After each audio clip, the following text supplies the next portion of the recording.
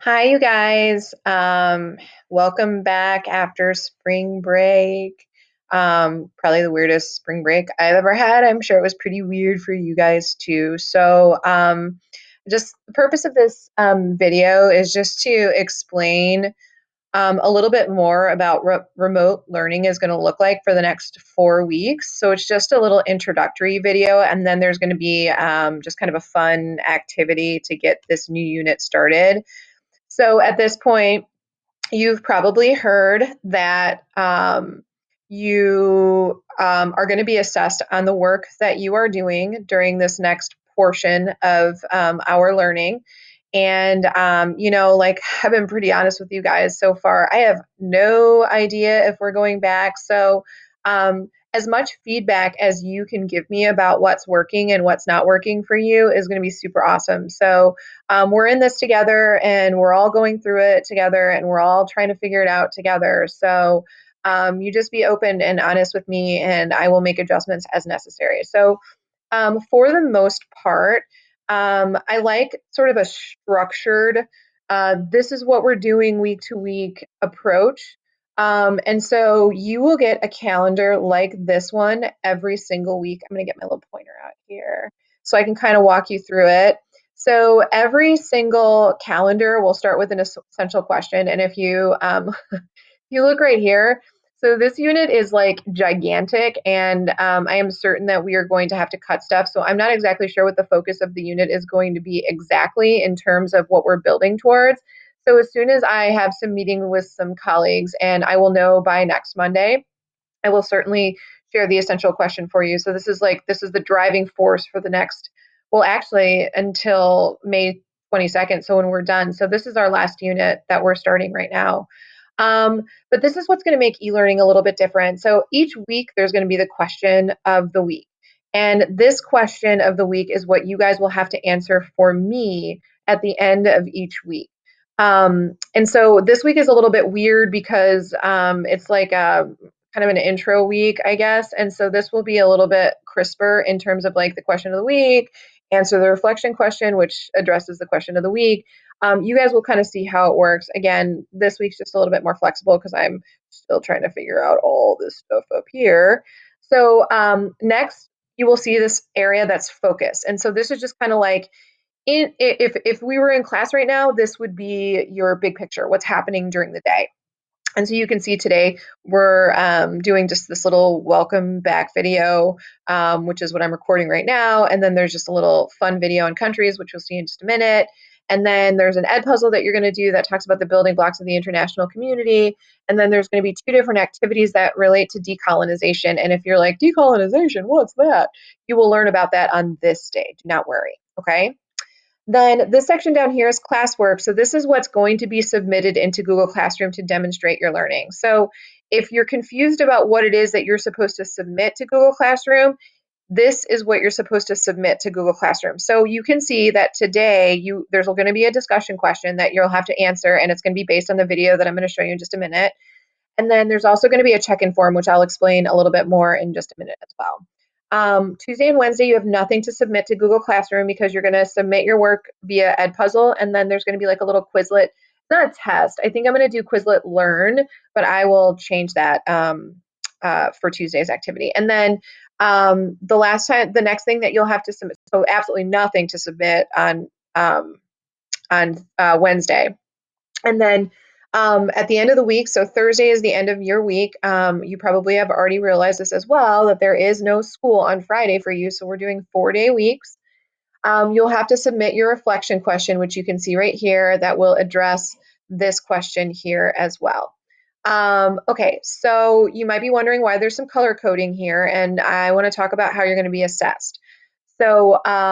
And again, you guys, if you have some questions about the nuances, I don't want to make this video super long. I just want it to be pretty short in terms of me talking, and then I want to show you the fun video. You're going to have summative, formatives, and completion grades.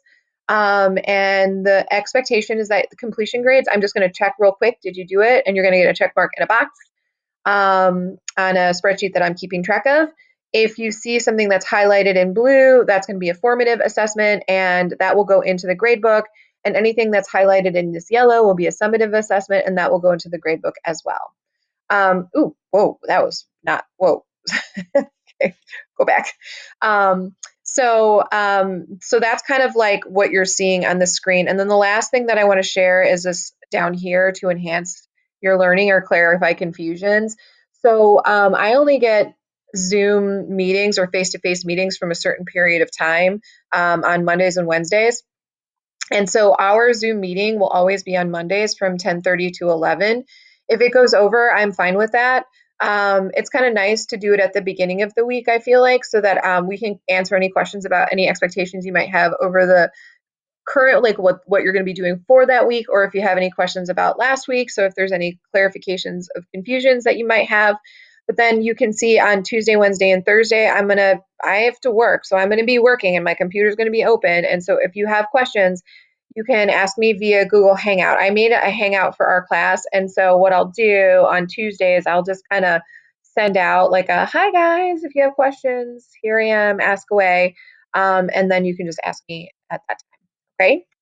All right. So to introduce this unit, I first have to say that I really like this unit because this unit is all about this thing right here and all of the things that you see on it. So this is a unit on international relations. It's a political geography unit. And so when we're talking about political geography, we're talking about a lot of stuff. But when we first start talking about political geography, we're looking at the map that you see in front of you right now.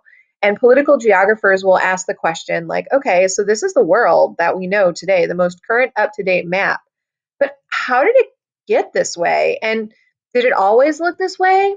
And the answer to that question might be surprising, but those are the two questions that we're going to be exploring over the course of this week. So for fun, I want you to think about right now how many countries you think there are in the world. And I suppose you could count the countries on the map here, but that would be crazy. So I want you just to think, and you're going to need this for your discussion question. So I want you to think about in your own minds how many countries there are in the world.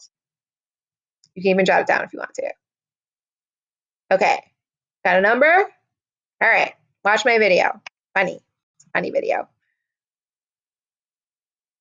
Oops, unmute. There. Easy, just grab a map and counting, yes? No. Not all maps are created. Borders will differ depending on who you got that map from. So if individuals disagree, then surely a committee will save the day. All right, so like I always do in class, I have to adjust stuff because I forgot I was listening to music earlier and I had the volume down really low. So I'm going to put this on a little bit higher so it presents a little bit better. Screencastify. All right, now watch my video. How many countries are there?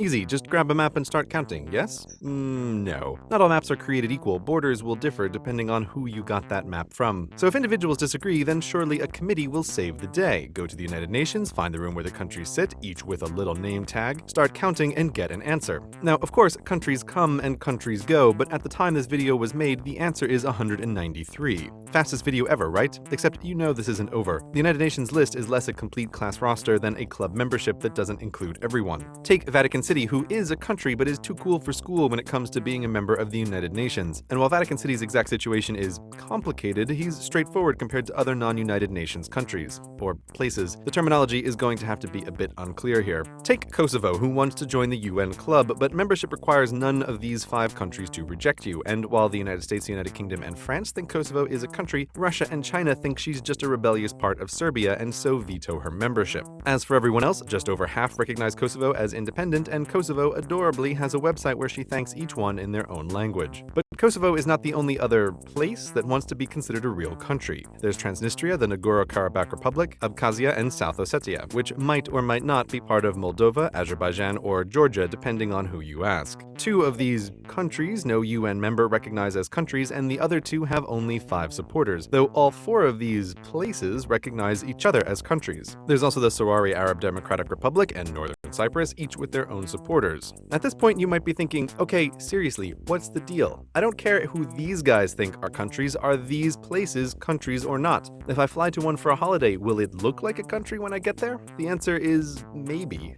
These countries are all autonomous to some extent, with governments that issue passports, though these may be of rather limited use. And depending on which ones you're visiting, they may have more or less control of the territory they claim as theirs. You won't always find a clear border. What makes makes many of these places fuzzy is that they're usually born of conflict in the recent-ish past. That answer is probably less helpful than you want, so think of it like this. While the United States is clearly a country now, in 1776 not so much. Then she was just an idea in the minds of rebel scum. She wasn't recognized as a country instantly, and without diplomatic effort to change that, young America would never have made it on her own. Much like what happened a century later when she got her own rebel who, unlike elder sister, failed in the diplomacy department, so yeah.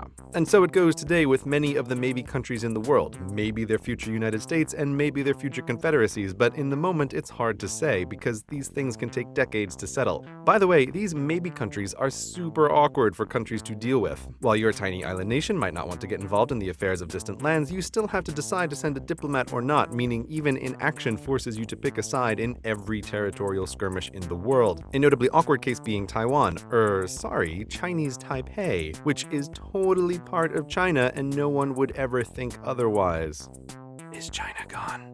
Okay, by any reasonable definition, Taiwan is a separate country and has been for years, but China won't let go and insists you call her Chinese Taipei, and don't forget who makes all your clothing and utensils and phones and computers and everything. So almost all countries, including the mighty United States, play along even though they unofficially acknowledge Taiwan's independence and do things that wouldn't make sense otherwise, like sending aircraft carriers to protect one part of China from another part of China. Thus the innocent question, how many countries, has led us straight to a big World War III press here to start button, which is getting depressing, so let's move on to... oh, right. No more politics. On to higher ideals. The Olympics. Surely from their perch among the gods, they have a disinterested view of the countries below. How many are there, Olympics? 204. Huh.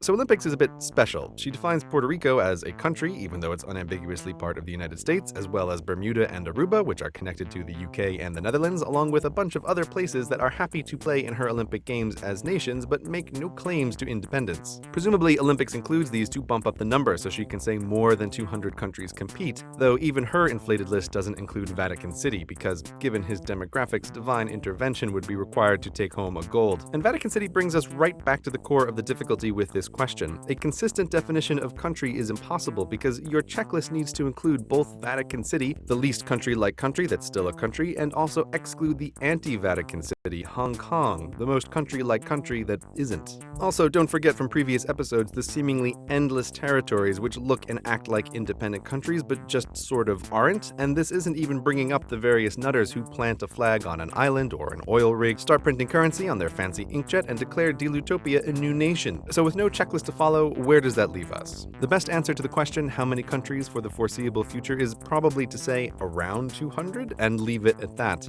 An answer with more significant figures implies more agreement than there really is, because ultimately what makes a country is if other countries think that country is a country.